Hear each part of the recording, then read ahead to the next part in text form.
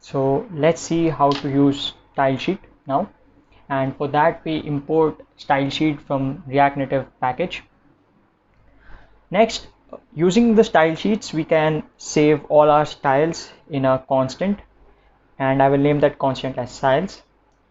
So constant styles equals style sheet dot create, which basically creates a style sheet, and we have to pass JSON inside this create method or function, and in which we can have the name of the styles and what styles we have to apply. We can all put it inside the dot create method.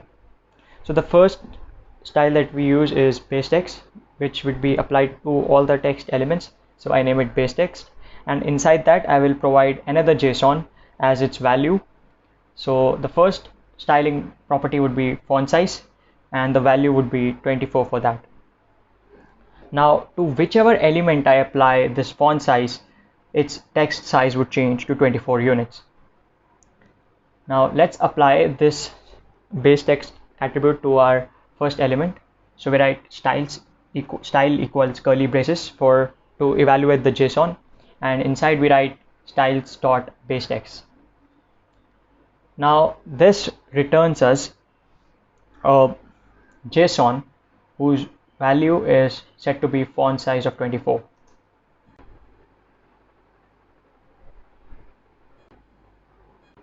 Now let's apply this very same style to our text elements apart from the first one, that is the second and the third, and we can see that this style has been applied to all three elements now.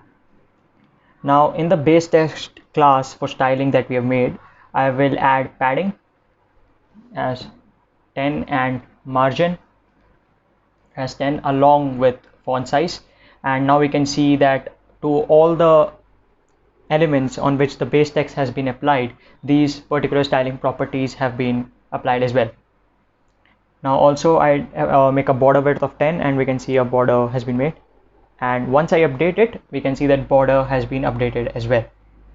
Now apart from base text, we make another styling set which is called as selected text, and I would be using this one to display a particular text element as if it has been selected, and for that I would be changing the background color to something similar to that of orange, and for that we can either write orange as or red or blue as we write in CSS, or we could simply use the hex code, or you can provide RGB values, or we can even set transparency to these.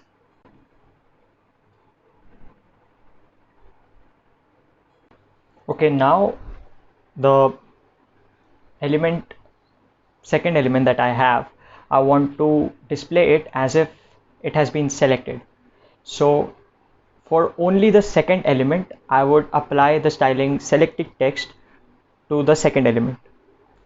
Now since we have to provide two different styles, that is base text and selected text, to the second element, we have to pass them as a list or an array. So let's put square brackets and make an array, and I pass styles.baseText comma styles.selectedText, and since both the styles are applied, we can see that the second element appears as if it has been selected with a color orange, and changing that to orange. Yeah.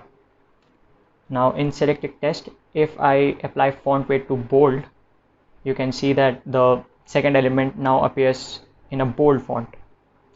Okay, to just show you, if you ever want to read about styling in detail or ever want to read the documentation, you can go to Expo style sheet in Google, and the first link that appears is the documentation for style sheets in Expo, and documentation is available in React Native site as well, so we can search for either one of them to study about the documentation. And here we can see that in properties there is a certain constant known as hairline width,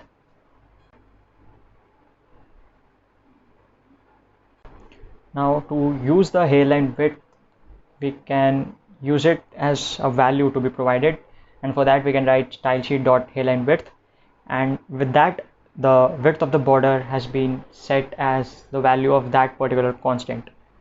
Now instead of setting the border width as 1 unit or any other units as well, we can simply use the value of hairline width. Now this was style sheet, and to style our elements we can use either of inline styling or style sheets. Just like we used to use in HTML, we use cascade style sheets or CSS, and using the similar syntax we use JSX in React, and we'd be using this styling in some situations, but in most cases we'd be using already existing styles and incorporating them in our app. However, we'll be looking at it later on how to use the pre-built styles and incorporate them in our app.